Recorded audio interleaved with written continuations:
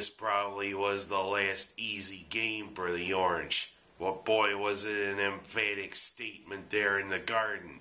And also on my quick hit. It turned out to be a Super Bowl with a few of my quips.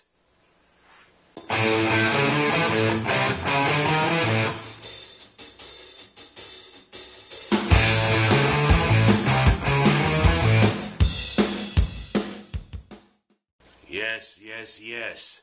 Boy, Fab Mello, did we miss you. 'Cause you know Syracuse looked entirely different in the 3 games in your absence. But what a time it was for you to come back and ditch that cream-colored sweater wardrobe you'd been wearing on the sideline there. Or I should say on the side of the court. But boy, that was an emphatic statement we made against our old rivals. And of course the announcers hit on it. With our impending move to the ACC in a couple of years, this is one of the great rivalries that sadly we could lose. Although I hope Syracuse could find a way to keep it going against the Red Storm, formerly the Redmen, because I know a lot of St. John alums would love to see Syracuse keep battling St. John's, and especially good old Louis, who as usual was courtside watching his beloved St. John's take on the Orange. Boy, were there some battles between St. John's and Syracuse in the 80s. But let's focus on this one, shall we? It was a very rough start. Syracuse didn't get going until almost 5 minutes into the game, and then the Orange were just virtually unstoppable. And like I said when I began, welcome back, Mr. Mello. Boy, you were really mellow yellow there in the center. That showed just how much different and how much better Syracuse is when you're in there. Boy, did you make your presence felt. And also, the shooting there from Jardine, Joseph, Waiters, Carter Williams, and all the others. But 5 players, all were almost within 1 point of each other. 3 had 14, 2 had 13. But I just wonder there in the second half, did we suddenly have Blake Griffin or LeBron James join the Orange? Boy, those were some emphatic dunks. One that brought normally staid announcer Matt Park out of his seat, especially off the timeout from St. John's. Michael Carter Williams, our good freshman recruit, coming in, making a man-sized jam there off the timeout. And then seconds later, Dion Waiters with a "can you top this" jam. One that started jawing between St. John's and Syracuse players, like in the olden days, and it forced Dunlap, the interim coach for St. John's, to call a timeout. But you know, we made a statement with this victory. Boy, did we make a statement. A 95-70 thrashing of the Red Storm. Heck, even some of the walk-ons got to play, which is a rarity in Big East contests. But I'm afraid this might be the last easy game of the year for the Orange. Next week it is a murderer's row for the Orange. And look, you'll see what I mean. Wednesday night. It's another rivalry that I hope continues to go even when Syracuse joins the ACC. Because, you know, it's always been such a classic one.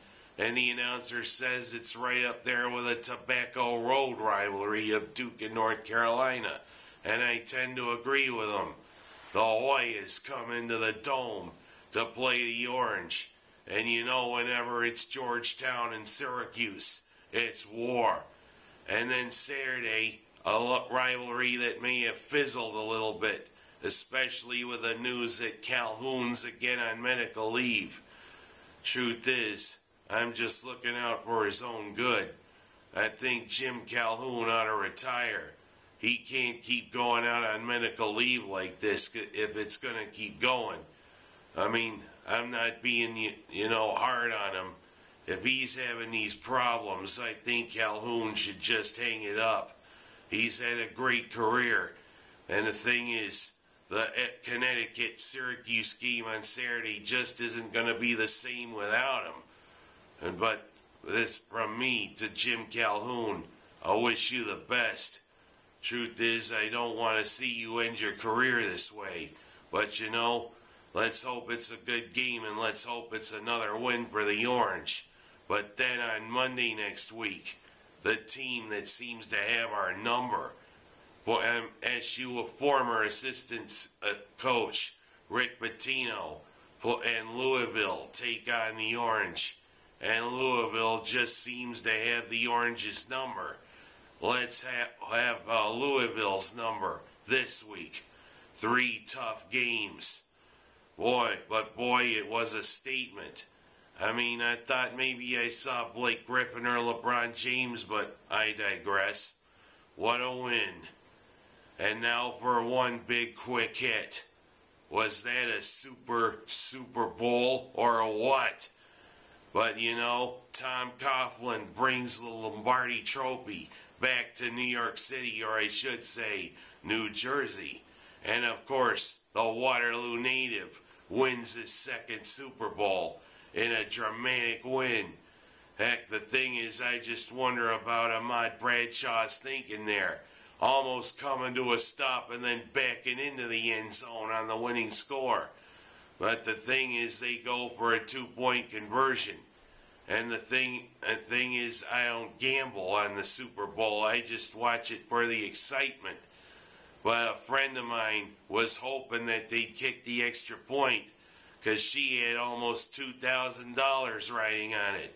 But Wendy Barbara Saviglia, I feel your pain.